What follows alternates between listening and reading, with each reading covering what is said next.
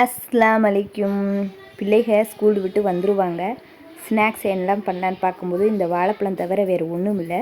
சரி, வாழைப்பழம் அப்பம் பண்ணிடலாம் அப்படின்னு மிக்சியில் 5 வாழைப்பழத்தையும் உரித்து போட்டாச்சு.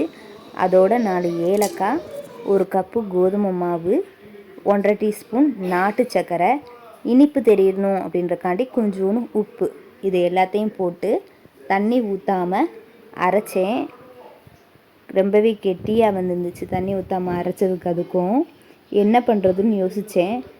சரி, இதோட கொஞ்சம் சோடா மாவு கொஞ்சோன்னு ஒரு பிஞ்சு போட்டுட்டு கொஞ்சம் தண்ணி விட்டுட்டு திருப்பியும் அரைச்சேன்.